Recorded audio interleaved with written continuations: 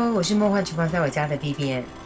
之前在台北大直的一家日本料理店，喝到了一道惊为天人的蒜头汤，跟师傅偷师了这个做法哦，超级简单，完全没有加任何的动物性蛋白质，汤头却是异常的甘甜美味，刚好也是疫情的期间，多吃蒜头很不错哦。赶快来看看要准备哪些材料。材料很简单，只需要蒜头跟清水。正确配方我就列在荧幕的上方，大家再自行荧幕截图。蒜头去皮去蒂头，真的非常懒得去蒂头的也可以不去啦。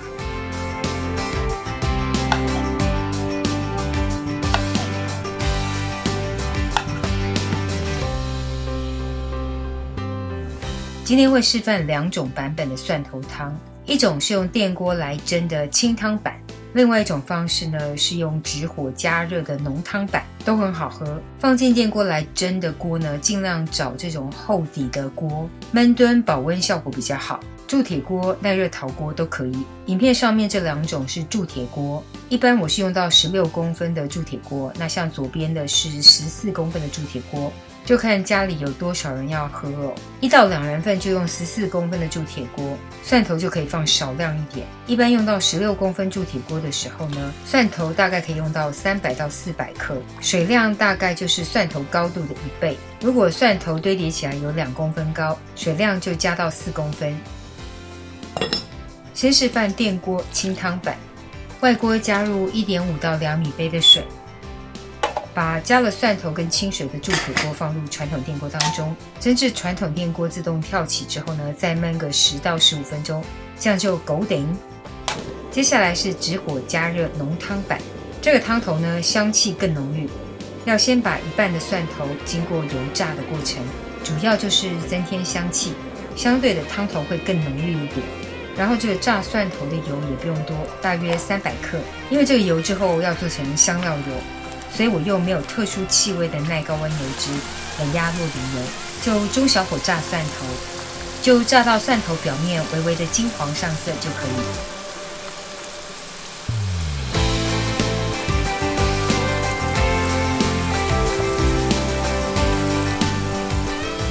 大概就是炸到鱼片这样的状态就可以关火。沥出来的油呢，就是蒜香油，炒菜、炒饭、炒面都很适合。蒜头放一旁备用，然后干净消毒过的罐子里面放入喜欢的香草，罗勒、迷迭香、百里香都可以。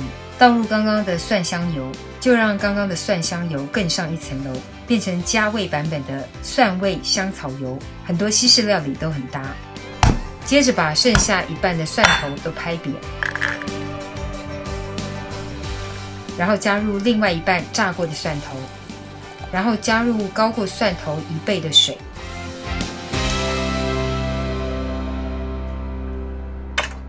接着开中大火加热，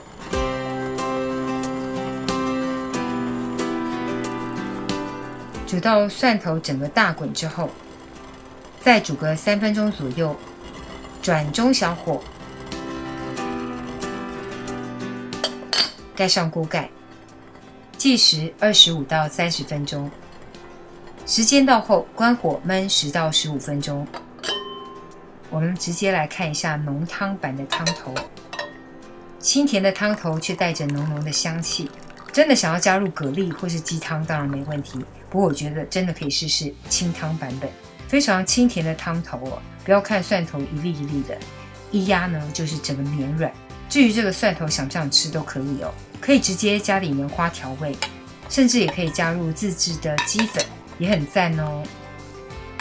接着来看看清汤版，哇哦，这个汤头真的非常非常的清澈，但是不要小看它，也是非常清甜哦，完全没有一点蒜的辛辣，只有清爽甘甜的美味。不要看它完整的粒状，其实口感已经非常软绵了，你看看，你看看。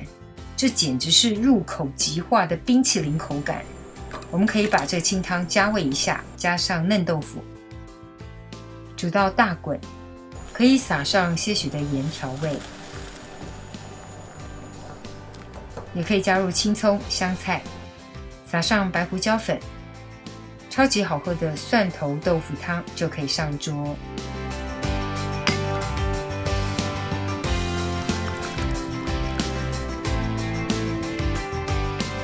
无论是清汤、浓汤版都非常好喝。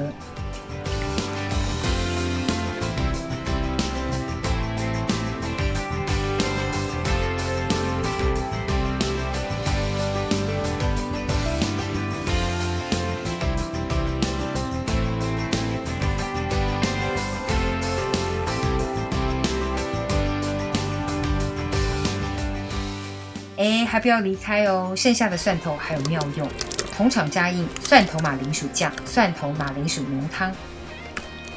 把蒸软的马铃薯块加入煮蒜头汤剩下的1碗蒜头，接着加入奶油、盐、黑胡椒粉、些许的鸡粉，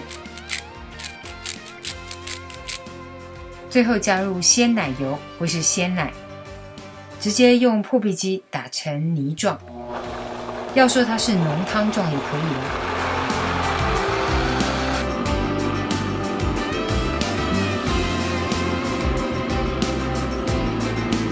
基本上就是鲜奶油牛奶加的多就是浓汤，加的少就是酱料。我的有点尴尬，有点像浓汤，又有点像酱。不过不管是浓汤还是酱料，敢跟你打包票，非常的好吃啊！诚心推荐，一定要试做看看。这个当做吐司的抹酱真的超级好吃。牛奶量再多加一点点，就是非常好喝的马铃薯浓汤。